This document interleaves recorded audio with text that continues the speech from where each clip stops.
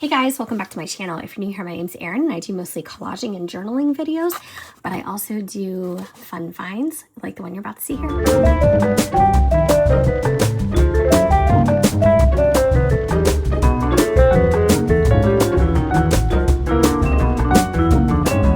talk about it. It's the Mary Engelbreit yearly desk calendar. The reason why I got this is because I was one of the unlucky ones who went to my Ollie's before Christmas, after Christmas, and recently. And I have never been able to find the Mary Engelbreit activity book that everybody has been able to pick up and use in their glue books and their junk journals. So I'm super sad about it, but I'm not going to let it deter me. I'm going to keep trying because all I keep thinking is I can't be that unlucky. It must be the timing. Just like the Five Below. I was looking for the Coquette sticker book. I don't know. I was one of the last ones to get it. But I think it's all about timing. So I feel like I either missed it or they didn't put it out yet in mine, but I know it's been out since before Christmas at least.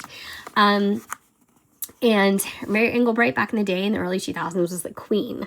I mean, you couldn't go anywhere without seeing her gift bags, her greeting cards. I mean, it was a thing back then and her designs were everywhere and it was pricey. You know, it was like designer cards, designer stationery.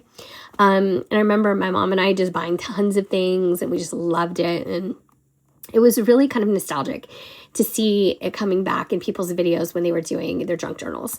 So I couldn't find it, but I went on Amazon and then I saw this desk calendar and I'm like, you know what? I'm going to pick that up. I think it was like $12, maybe $12.99. I'm going to link it below. And it's the second best thing. I mean, what are you going to do? If you can't get something, you know, it's going to drive you crazy if it's something you really, really want. But then you find something like a workaround and you try to find the next best thing. So the only thing I want to mention before I show you what is inside the calendar is this box. Don't throw the box away. I mean, fussy cut all these little things out. This is adorable. Use every side of this. There's something on every single side of this box, with the exception of the barcode, unless you're into putting barcodes in your spreads. But yeah, there's something here. It's like more of a heavy die cut cardstock when you're finished. And so it's going to give some dimension to your journal, but do not get rid of this. Make sure that you cut this apart and you use it to the fullest. What I am going to say about this is when I first opened this, because I opened it to look at it before I'm doing this video, the paperweights, aside from this cover, so you're going to do the most with this cover. But aside from that, these pages are not much heavier than I would say a newspaper print. So if you know what I'm talking about, you know this is not going to hold glue very well.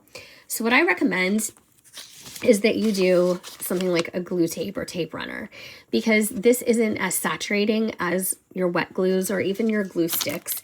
I mean, I love a good old-fashioned Elmer's glue stick. Who doesn't? But it warps, and especially if your paper is quite thin, you're going to see more warping.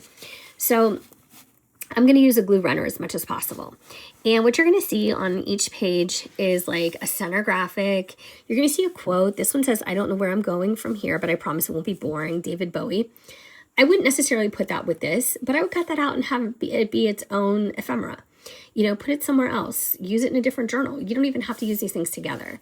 You can use the date if it's something that speaks to you, or if you're trying to, you know, notate a date, you can put this in your planner. I have a junk planner.